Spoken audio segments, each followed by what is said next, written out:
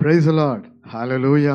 தேவனுடைய பரிசுத்தமுள்ள நாமத்தில் இந்த காலை வேளையில் உங்கள் யாவரையும் வாழ்த்துகிறேன். கர்த்தருடைய பரிசுத்த ஓய்வு நாளிலே ஆசீர்வாத மன்னா மூலமாய் உங்களை சந்திப்பதில் மகிழ்ச்சி அடைகிறேன். பிரியமானவர்களே, கர்த்தரை ஆராதிக்கிற, ஸ்தோத்தரிக்கிற, சேவிக்கிற ஒரு மகிமையான நாளை கர்த்தர் கொடுத்திருக்கிறார். எல்லா சூழ்நிலையிலும் கர்த்தர் நமக்கு போதுமானவராய் இருந்து ஒவ்வொரு நாளும் வழிநடத்தி வந்தவர். இந்த நாளிலும் கூட நாம் அவரை குடும்பமாக ஆராதிக்க, சபையாக, விசுவாசிகளாக ஆராதிக்க தேவன் ஒரு பெரிய கிருபை வைத்திருக்கிறார். சபை கூடி விடுதலை விட்டு விடாதிருங்கள் என்று வேதம் சொல்லுகிறது. நாம் தேவ பிள்ளைகள், நாம் கர்த்தரை விசுவாசிக்கிற ரட்சிக்கப்பட்ட ஒரு சந்ததி, பரிசுத்த ஜாதி, நாம் தேவனுக்காக வேறு பிரிக்கப்பட்ட ஜனங்கள். ஆகவே நாம் கர்த்தரை ஒவ்வொரு நாளும் தொழுது கொள்ள வேண்டும்.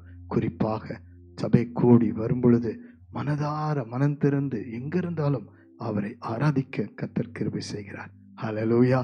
இன்றைக்கும் ஒரு தீர்க்கமான வார்த்தையை பார்த்து நாம் கர்த்தரை எந்த நிலைமையில துதிக்கணும் என்று சொல்லி பார்க்க போகிறோம். சங்கீதங்களின் புஸ்தகம் 136 சங்கீதம்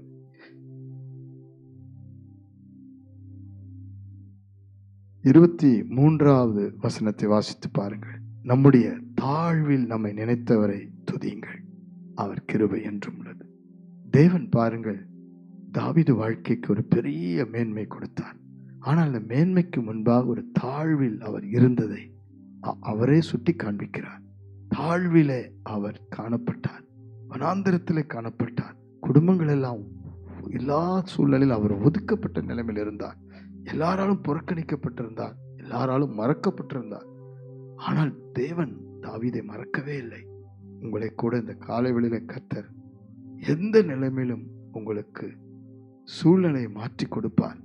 உங்களுடைய தாழ்வு எப்படி இருந்தாலும், பலவீனம், வியாதி படுக்கை, கண்ணீர், துக்கம், கடன் பிரச்சனை, போராட்டங்கள், ஒன்றுமில்லாத ஒரு நிலைமை, வனாந்தரம், சுற்றிலும் சத்துருக்கள், சுற்றிலும் நெருக்கம், எப்படி இருந்தாலும் மனம் கலங்காதிருங்கள்.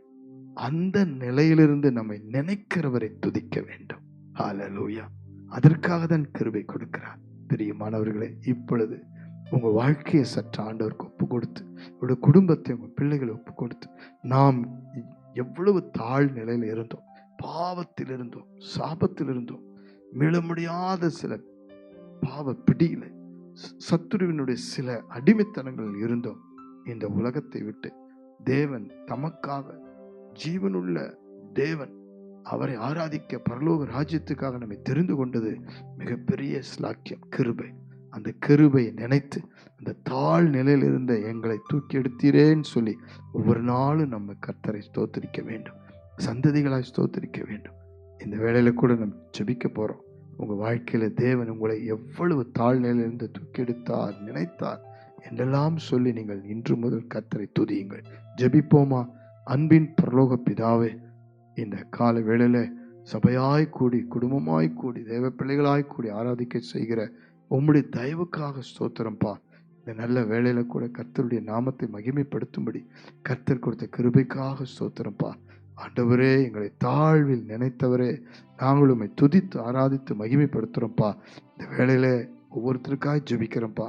தேவன் ஒவ்வொருவரையும் தாழ்நிலையில தூக்கி எடுத்தீர். இன்னும் சில குடும்பங்களில மனம் திரும்பாத, ரட்சிக்கப்படாத, இன்னும் சில பாவத்திலே, இன்னும் சில அடிமைத்தனத்திலே, இன்னும் சில போராட்டத்திலே, பலவீனத்திலே, வியாதியில, துக்கத்திலே, எந்தெந்த சூழ்நிலையில தாழ் நிலையில காணப்படுகிற அத்தனை பேரையும் கர்த்தர் விடுதலை ஆக்கி ஆசீர்வதிக்கும்படி ஜெபிக்க, பிள்ளைகளை, சந்ததிகளை எல்லாம் ஆசீர்வதித்து பெருக பண்ணும்படி ஜெபிக்கிறேன்.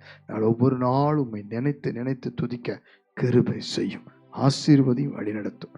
இயேசு கிறிஸ்து மூலம் ஜெபித்து அர்ப்பணிக்கிறோம் ஜீவனுள்ள நல்ல பிதாவே.